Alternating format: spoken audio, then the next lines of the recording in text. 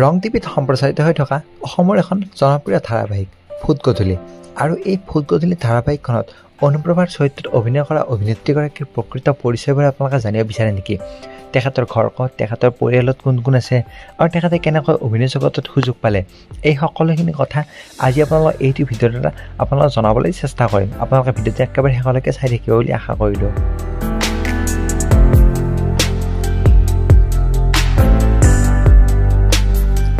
অনুপ্ৰভাৰ চৰিত্ৰত অভিনয় কৰা অভিনেত্ৰীগৰাকীৰ প্ৰকৃত নাম হৈছে সুনিতা কৌশিক। তেখেতৰ ঘৰ হৈছে তেজপুৰৰ ঠেলামৰাত আৰু তেখেতৰ জন্ম হৈছিল 10 জুন তাৰিখে।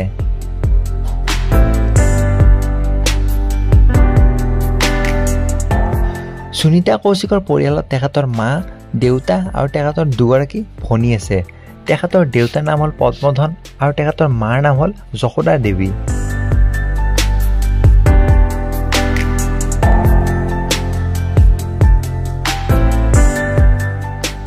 যদি আমি সুনিতা কৌশিকৰ শিক্ষাৰ বিষয়ে কথা পাতিবলৈ যাওঁ, সুনিতা কৌশিকে প্ৰাথমিক শিক্ষা তেখেতে প্ৰজাপতি হাইস্কুলৰ পৰা তেখেতে মেট্ৰিক পাছ কৰিছিল। তাৰপিছত তেখেতে তেজপুৰ গভৰ্ণমেণ্ট হাইস্কুল গাৰ্লছ হাইস্কুলৰ পৰা তেখেতে হায়াৰ ছেকেণ্ডেৰী পৰীক্ষা দিয়ে আৰু তাৰপিছত তেখেতে গুৱাহাটী চেণ্ট্ৰেল IIT কলেজৰ পৰা তেখেতে BCA কৰে আৰু তাৰপিছত তেখেতে গিৰ্জানন্দন চৌধুৰী ইনষ্টিটিউটত পঢ়ে।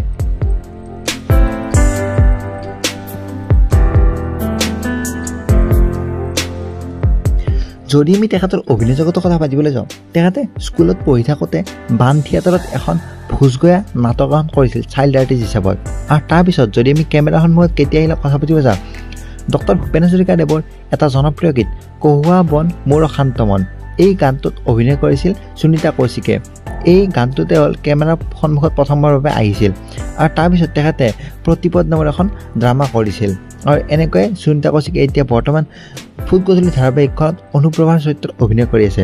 আপোনালোকে বাৰু সুনিতা কৌশিকৰ অভিনয় চাই কেনেকুৱা পাইছে? যদি আপোনালোকে সুনিতা কৌশিকৰ অভিনয় চাই ভাল পাইছে, তেতিয়াহ'লে এই ভিডিঅ'টো এটাকৈ লাইক কৰিব আৰু আপোনালোকে এই চেনেলটো ছাবস্ক্ৰাইব কৰিব যেন একেবাৰে নাপায়, কাৰণ এনেকুৱা ধৰণৰ অভিনেত্ৰীসকলৰ প্ৰকৃত পৰিচয়ৰ বিষয়ে আপোনালোকে এইটো চেনেলৰ দ্বাৰা কৈ যাবলৈ চেষ্টা কৰিম। ধন্যবাদ।